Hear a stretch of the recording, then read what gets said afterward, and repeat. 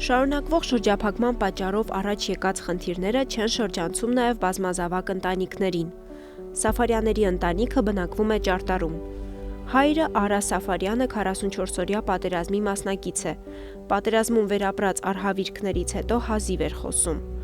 Աշխատում է Ճարտարի դպրոցում որպես վերանորոգող բանվոր։ Խոստովանում է, հաշմանդամությունը խանգարում է լիարժեք աշխատանքին, բազմաթիվ դեղահաբեր է ընդունում։ Երեխաներին կերակրելու մղումը դրդում է գումար վաստակելու նոր տարբերակների որոնմանը։ Ազատ ժամերին պատրաստում է փայտե գործիքներ եւ վաճառքի հանում։ 22 տարվա համատեղ կյանքի ընթացքում կնոջ հետ հավասար զբաղվել է երեխաների խնամքով եւ դաստիարակությամբ։ Ամուսինները նշում են, որ տարիների հետ կրկնապատկվել է սերը եւ հարգանքը միմյանց հանդեպ։ Նարինե Սաֆարյանը ծնունդով թաղավարտից է։ Արցունքն աչքերին է պատմում թշնամու տիրապետության տակ անցած հայրենիքի եւ 44-օրյա պատերազմում զոհված եղբոր մասին։ Չնայած այդ ամենին, ստեղծված պայմաններում էլ 10-րդ երեխային է սպասում։ Ինչքան երեխա ունեցել եմ, դա Աստծո տվածն է եղել, երբ որ իմացա ունենալու եմ, բերեցի, չեմ փոշմանել։ Շրջափակման պատճառով Սաֆարյանների ընտանիքը մի շարք դժվարությունների առաջ է կանգնում։ Էլեկտրականության պարբերական անջատումների պատճառով դրսի եւ ներսի ջերմաստիճանը համարյա չի տարբերվում։ Սննդամթերքի պակասությունը եւս զգացնել է տալիս։ Չնայած այդ բլոկադային ես փորձում եմ ամենահամին դեպս նրանց հասցնել ուտելիքը որոշ չափով, չկա իրենց սիրած ուտելիքը, կարտոշկան, իրենց ասած, ալյուրը,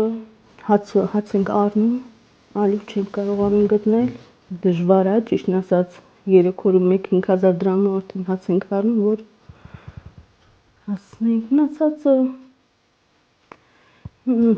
այդ կատնամթերքն է դժվար, չենք հասցում, այսինքն եթե փող ենք ունենում ձեռներս կարողանում ենք,